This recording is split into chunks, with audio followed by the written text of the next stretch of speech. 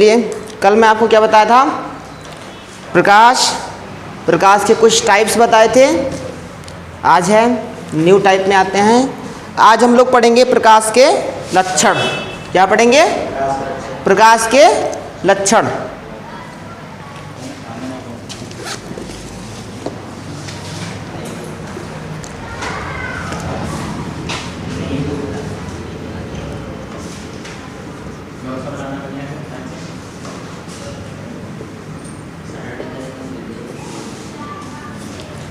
चलिए प्रकाश के लक्षण में देखते हैं। पहला लक्षण है, आप लिखते भी रहिए।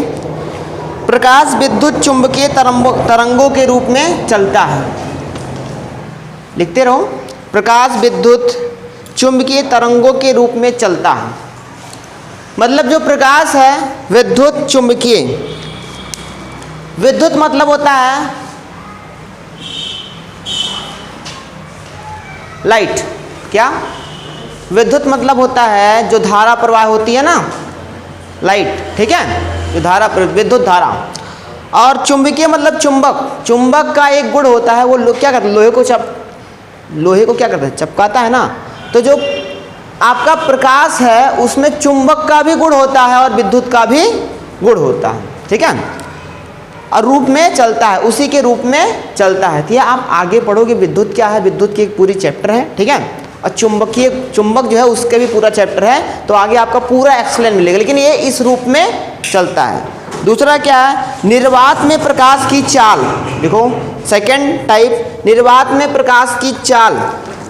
निर्वात में प्रकाश की चाल 3 × 10⁸ मीटर प्रति सेकंड। निर्वात में प्रकाश की चाल बराबर 3 × 10⁸ मीटर प्रति सेकंड। इसका मतलब ये हो गया कि जब निर्वात मतलब मिट्टी, पानी, हवा, धूप, जहाँ कुछ ना हो, क्या हो, निर्वात हो। जैसे आप पृथ्वी को छोड़ के जाओगे तो दूसरे ग्रह और पृथ्वी के बीच में एक समय आता है जहाँ निर्वात होता है। क्या होता है?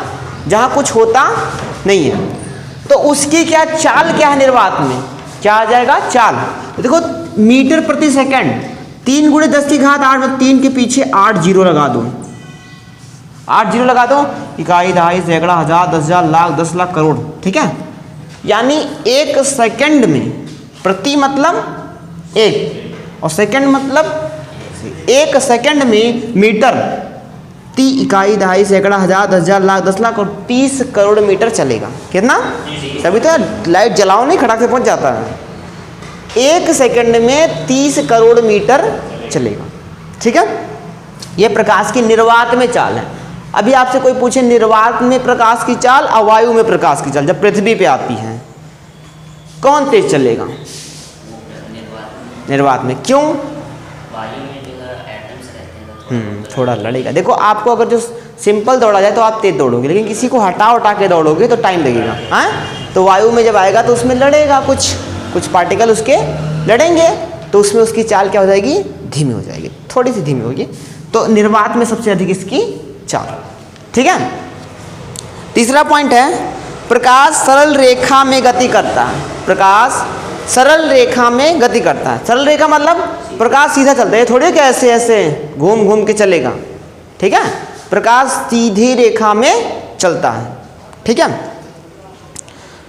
चौथा है, ठोस तथा द्रव माध्यमों के तलों से, ठोस तथा द्रव माध्यमों के तलों से प्रकाश का परावर्तन होता है। ठोस तथा द्रव माध्यमों के तलों से प्रकाश का परावर्तन होता है। जैसे कोई ठोस पदार्थ है, चाहे वो दीवार हो, चमक रहा हो थोड़ा बहुत, या कांच हो, या द्रव हो, जल हो, उसमें प्रकाश का परावर्तन जब लड़ता है तो ऐसे चला जाता है, लड़ता है तो। ठोस तथा द्रव माध्यमों के तलों से प्रकाश का परावर्तन होता है। जब कोई चिकनी सतह मिलेगी, ठोस मिलेगी, द्रव मिलेगा, वहां पे प्रकाश लड़ेगा और लौट जाएगा, यानी प्रकाश का परावर्तन होगा। पांचवा क्या है, यदि प्रकाश एक पारदर्शक माध्यम से दूसरे पारदर्शक माध्यम में जाता है। आपको मैंने पारदर्शक बताया था ना, पारदर्शी, पारदर्शक दोनों बोल सकते हैं। क्या लिख रहे हो? यदि प्रकाश एक पारदर्शक माध्यम से दूसरे पारदर्शक माध्यम में जाता है तो यदि पदार्थ एक पारदर्शक माध्यम से दूसरे पारदर्शक माध्यम में जाता है तो उसका अपवर्तन हो जाता है। लिखते रहिए, उसका अपवर्तन हो जाता है। अच्छा, परावर्तन में क्या होता है? प्रकाश किसी सतह से टकराती है और लौट जाती है। अपवर्तन में क्या होता है? लड़ी और उसी में एंट्री ले ली। क्या हो गया? उसमें लड़ा और उसी में एंट्री ले लिया। तो मतलब क्या हुआ? पार कर गया। जैसे जल हो गया या सिर्फ साधारण कांच हो गया, क्या हो गया? उसमें लड़ेगा तो पार। तो अपवर्तन सेकंड चैप्टर आपका यही है, इसी में है, परावर्तन और अपवर्तन दोनों है। ठीक है। छठा लिखो, दृश्य प्रकाश का तरंग दैर्घ्य, या दृश्य बोलो या श्वेत प्रकाश का, दोनों भी हो सकता है। ठीक है।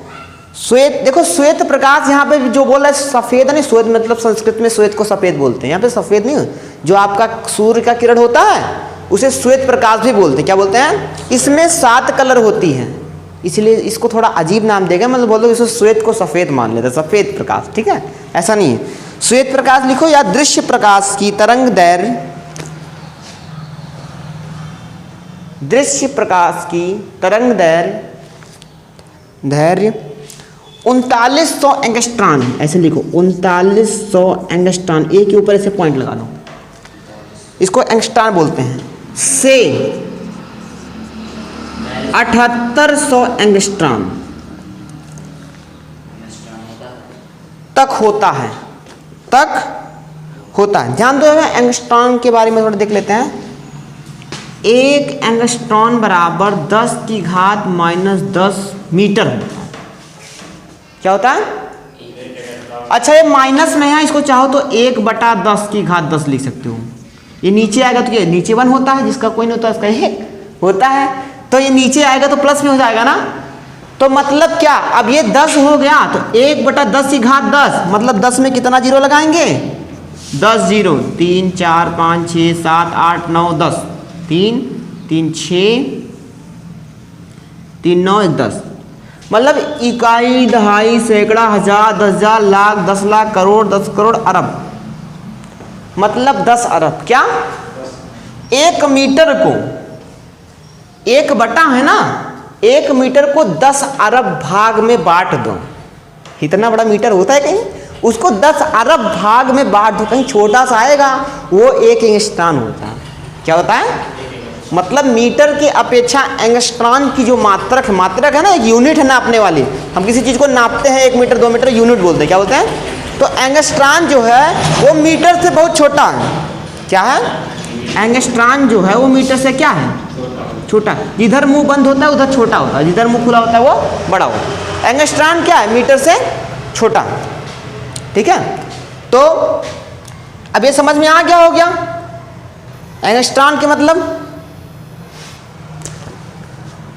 तो अब आते हैं, अब ये देखो एंगस्ट्रॉन तरंग दैर्घ्य क्या होता है? जिसकी तरंग दैर्घ्य ज़्यादा होती है, जिसकी तरंग दैर्घ्य ज़्यादा होती है, उस कलर को बहुत दूर से देखोगे ना तो भी दिखेगा, बहुत दूर से देखोगे तो भी वो कलर आपको दिखेगा। जैसे हम आते हैं एग्जाम्पल के तौर पे, दैर्घ्य क्या होता है, बात क्या चल रही थी, तरंग दैर्घ्य क्या होता है?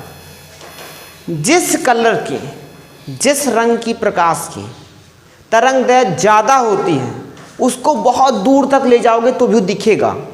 उसमें प्रकाश तो नहीं, उजाला कम देगा, लेकिन बहुत दूर तक ले जाओगी तो सबसे अधिक तरंग दैर्घ्य रेड कलर की होती है। किसकी होती है? रेड कलर की। देखो इसीलिए खतरे की निशानी क्या है? रेड। चाहे वो अस्पताल में हो, चाहे रेलवे लाइन पे हो, या सिग्नल के रूप में हो, या आपको एरोप्लेन उड़ती है उसमें भी रेड ही जलता है। क्या जलता है?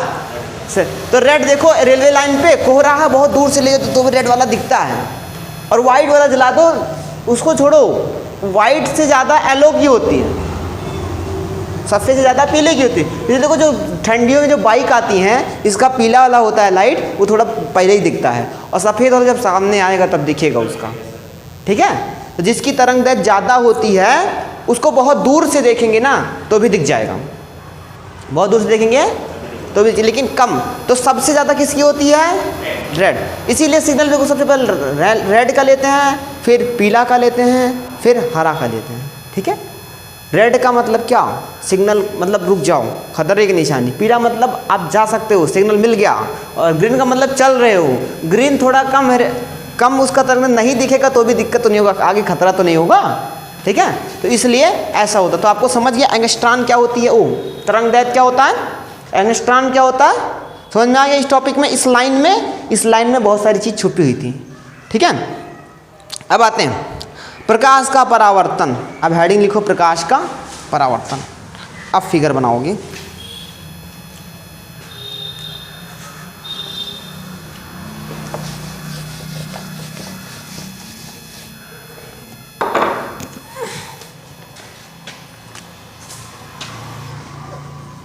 Reflection of light.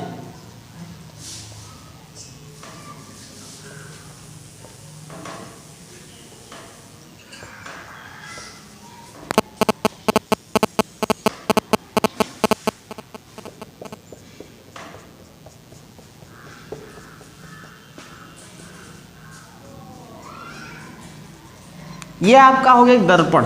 क्या? दर्पण माने शीशा होता है। सही लिखा शीशा।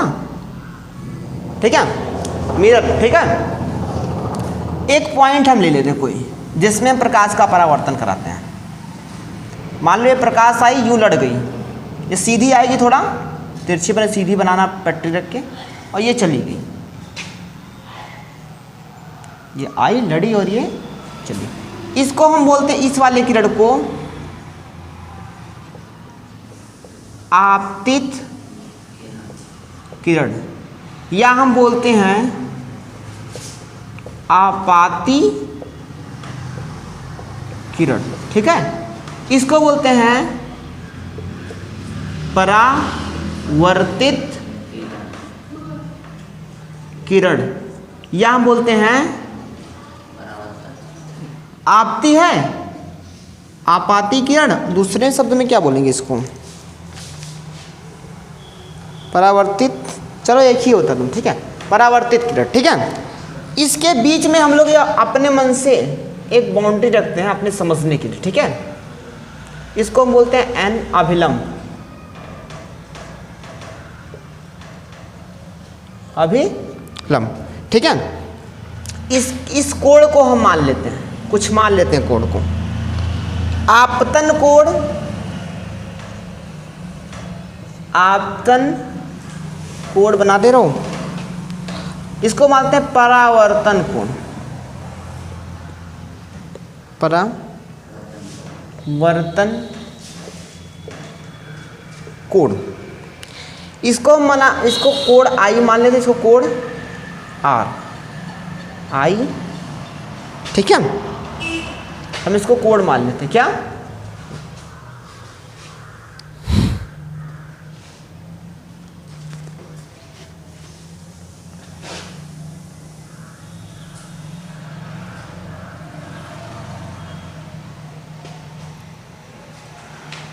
इसको हम, इस पॉइंट को हम बोलते हैं अंध बिंदु या मध्य बिंदु बोलते हैं। ठीक है, इसको भी बाद में लिख लेते हैं, अंध बिंदु या मध्य बिंदु। ठीक है, अब इसमें क्या होता है प्रकाश का परावर्तन? ये किरण आई और टक्कर हुई, जैसे आई थी वैसे चली गई, जैसे आई थी वैसे चली गई। तो क्या हो गया? मतलब सेम टू सेम। ठीक है, तो इसके जो ये कोण होते हैं बराबर होते हैं। क्या होते हैं? इसमें ये कोण जो होते हैं, कोण आई बराबर कोण आर। इसका नियम होता है, आपको परावर्तन का नियम होता है। क्या होता है? प्रकाश के पहला नियम क्या होता है? पहला नियम ये होता है आपतन, इसको बोलते हैं आपतन बिंदु। क्या बोलते हैं? आपतन बिंदु। देखो, पहला नियम होता है आपतित किरण तथा परावर्तित किरण पर खींचा गया अभिलंब, खींचा गया, तीनों एक ही बिंदु पे होते हैं। देखो इसी तो है, देखो ये और ये तीनों एक ही बिंदु पे होते हैं। पहला नियम ये होता है। ठीक है, दूसरा नियम होता है कि आपतन कोण तथा परावर्तन कोण आपस में बराबर होते हैं। दूसरा नियम ये होता है। दो इसके क्या होते हैं, नियम होते हैं। अब हम लिख सकते हैं प्रकाश का परावर्तन का डेफिनेशन कैसे लिखेंगे, अपने भाषा में लिखते हैं थोड़ा, जो हम लोग सरलता से, ठीक है, कैसे लिखेंगे। ध्यान सुनो, लिखो मत अभी, क्योंकि बोलने में हो सकता है कोई लाइन सुटेबल ना बैठे, ठीक है। जब प्रकाश की किरण, ध्यान सुनो, जब प्रकाश की किरण किसी दर्पण से टकराती है, या जब प्रकाश की आपतित किरण, क्या, जब प्रकाश की आपतित किरण या आपातित किरण भी हो सकते हो, जब प्रकाश की आपतित किरण किसी दर्पण से टकराती है, क्या है, टकराने के पश्चात, मतलब टकराने के बाद, दोनों लिख सकते हो, टकराने के पश्चात उसी माध्यम में लौट जाती है, उसी माध्यम में या उसी माध्यम में परावर्तित हो जाती है, क्या होती है। तो इस घटना को प्रकाश का परावर्तन कहते हैं, सिंपल लैंग्वेज में हो गया। तो इस घटना को प्रकाश का परावर्तन कहते हैं। कोई दिक्कत, आप अपने तरीके से इसके कई डेफिनेशन बन सकते हैं, ठीक है। जब प्रकाश की आपतित किरण किसी कांच से टकराती है, टकराने के बाद वह उसी माध्यम में चली जाती है, तो हम कह सकते हैं कि यह क्रिया, यह घटना प्रकाश का परावर्तन है। तो आप जो भी लिखना चाहते हो आप लिख लेना, ठीक है। तो आपको प्रकाश का परावर्तन समझ में आया। हम इस मिरर को मान लेते हैं, कुछ मान लेते हैं, नहीं मानो कोई दिक्कत नहीं है, ठीक है। M1 M2 इसको हम A मान लेते हैं, इसको B मान लेते हैं किरण, ठीक है। ये N तो है ही, ठीक है।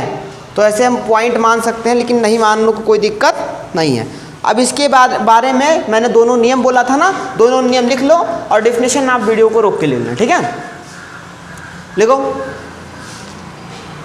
प्रकाश के परावर्तन के नियम।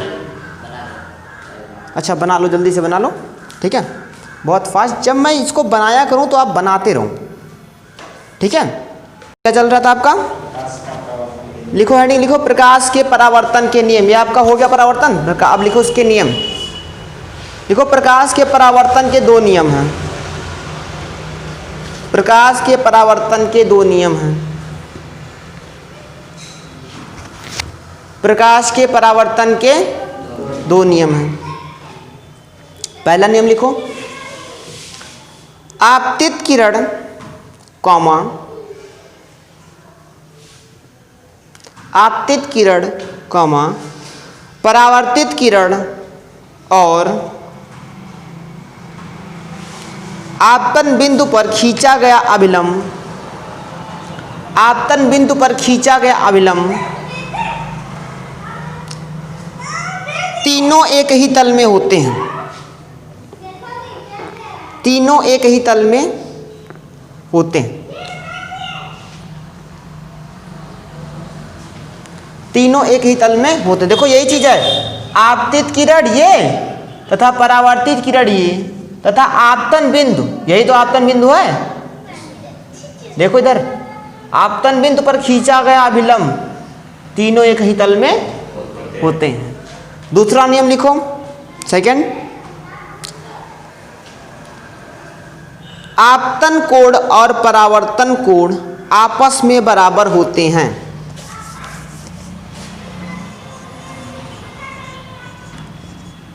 आपतन कोण तथा परावर्तन कोण आपस में बराबर होते हैं।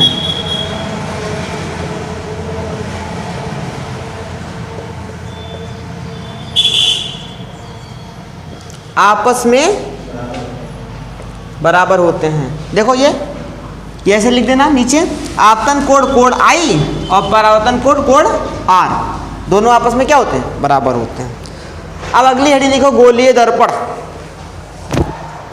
गोलीय दर्पण, अब इसको आप सुनते जाओ खटाखट, ठीक है, समय लेगा। गोलीय दर्पण, गोलीय दर्पण क्या होता है? सबसे पहली बात ये चीज ध्यान से सुनो, वे दर्पण जो कांच के खोखले गोले का एक पृष्ठ भाग होता है। वे दर्पण जो कांच के खोखले गोले के पृष्ठ का एक भाग होता है। क्या? उसे गोलीय दर्पण कहते हैं। देखो कैसे, आप जंपर की बॉल देखी होगी, कोई भी बॉल, मारुति गोल्ड या जो भी है, डे नाइट कुछ भी, तो जो बॉल होती है उसमें क्या होता है, एक ऐसे परत होता है अंदर खोखला होता है। आप सोचो कि वो जो पूरी परत है वो कांच की हो। किसकी हो? तो जो कांच की हो तो उसी को बोलेंगे क्या? गोलीय दर्पण। तो क्या होता है, यह कांच के खोखले का एक भाग होता है जिसे हम गोलीय दर्पण कहते हैं। गोलीय दर्पण कहते हैं, यही तो है। तो मतलब ये आपकी एक बॉल हो गई, इसी को हम गोलीय दर्पण कहते हैं। ठीक है। अब इस हम बॉल को काट देते हैं बीच से। क्या करते हैं? जब हम काट देंगे तो कुछ यूं मिलेगा,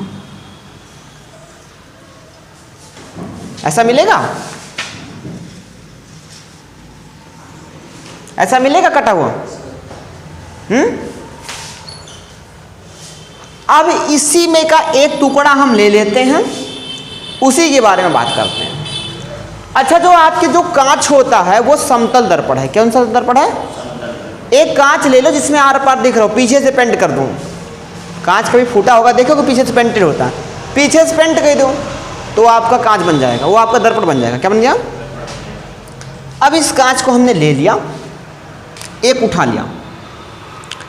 इस गोलीय दर्पण के एक कांच को हम दो तरह से डिफाइन कर सकते हैं। किस तरह से? एक अवतल दर्पण, एक उत्तल दर्पण। क्या होता है? एक अवतल दर्पण। अब क्या हुआ, ये कांच का है, ये आपका कांच है गोल सा, कुछ ऐसा है गोल सा, इसको पीछे से मैं पेंट कर दूं। क्या कर दूं?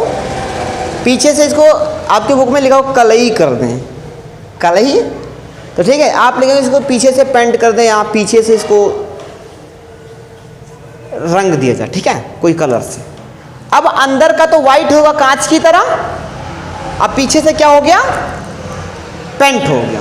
कुछ ऐसा, मैं भी ऐसा नहीं बनाता तो उसको मैं कुछ ऐसा बनाता हूँ, बुक में ऐसा बना होगा, यही चीज़ है, ठीक है।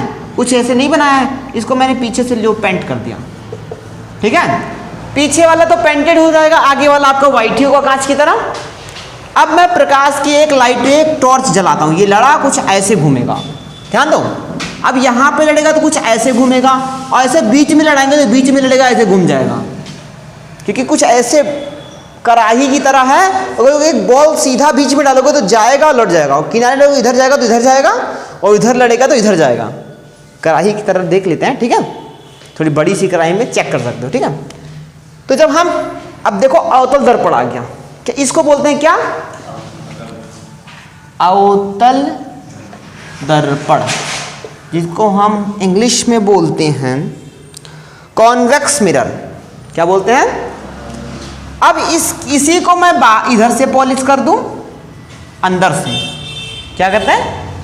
अंदर से। तो अब देखो, अब जो कांच का परावर्तन होगा कुछ ऐसे होगा, टॉर्च जलाएंगे तो होगा, तो इसको हम बोलेंगे उत्तल दर्पण। क्या बोलेंगे? उत्तल दर्पण।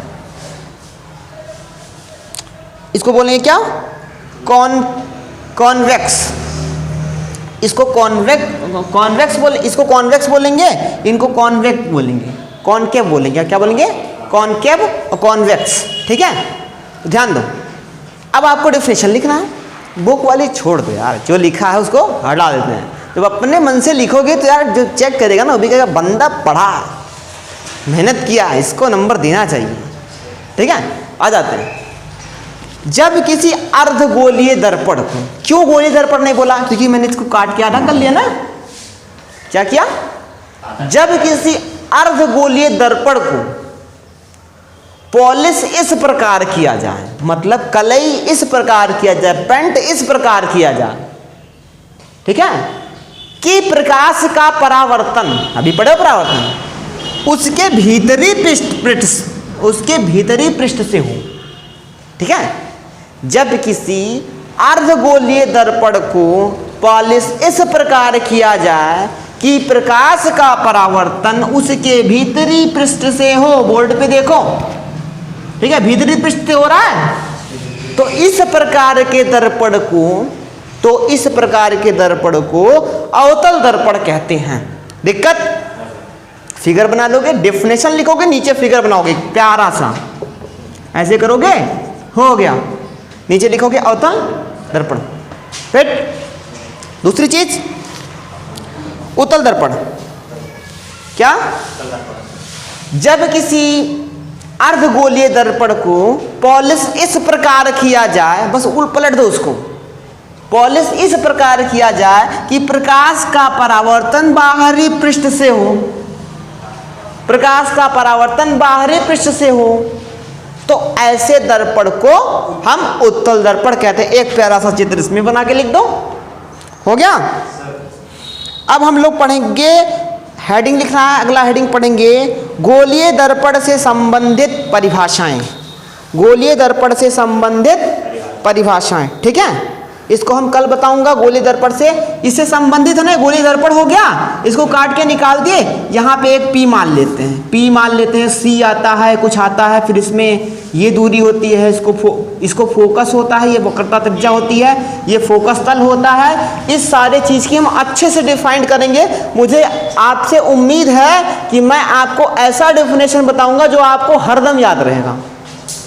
आपको किसी से बुक नहीं देखना पड़ेगा, कोई पूछेगा आप सोचोगे दर्पण बना, ऐसे बना, इसको ये बोलते हैं, तो इसको ये बोलते हैं, इसको ऐसे डिफाइन करना, ऐसे डिफाइन करना, ठीक है। तो इसको हम अगले वीडियो में बताएंगे, ठीक है।